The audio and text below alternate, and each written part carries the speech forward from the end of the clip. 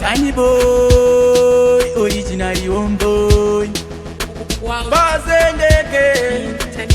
vasikana ava usava one kudaiso vachikwira nekudzika unge siso ivo mwedzenyu dzavakavhurira ziso basikiri ravo havana ganda kune kumeso vaya vaya vanoda zvinhu ngepepapeki pedu kumbare tomati mambare piki havakutyane netsoka ntoda nepensi vanoda rudo rwemari tumaure mabebi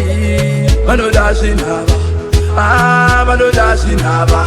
vanoda zvinhu ngepepapeki pedu kumbare tomati mambare mabebi vanoda zvinhu ava vanoda zvinhu ava vanoziva zvese unge indaneti vanotyorera mukati unge rekarati vana vadiki-diki vasingakwate matara panhau dzekusleya nenge vakatemwa nyora vakazvitora kupi kozvekutsvuka vakura ukavapa mukana chete vanobaya dura vanoda zvinhu vaziva inini vanopfeka mamini nyangwe muna juni vanozviti maholi ivo vari maslay queen pekuno inini ndinovafuna mabebi vanoda zvinhava vanoda zvinhava vanoda zvinhu ngepepapeki pedu kumbare tomati mambare mabebi vanoda zvinhu ava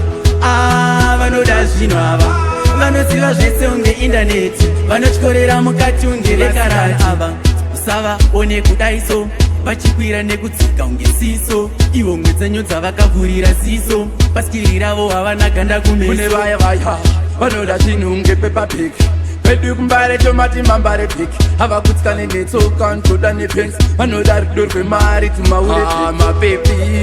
vanoda zvinhava vanoda zvinhava vanoda zvinhu ngepepapeki pedu kumbare tomati mambare mabebi vanoda zvinhu ava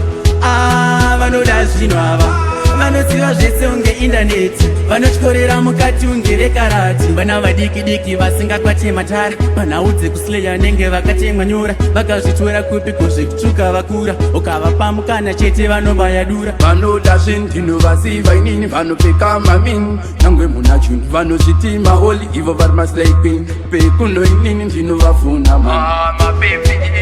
vanoda zvinhava vanoda zvinhava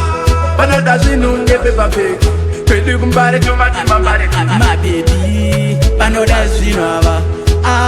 vanoda zvinhu ava vanoziva zvese unge indaneti vanotyorera mukati unge rekarati. I just want to give thanks to Capital Studios production alongside Doneboy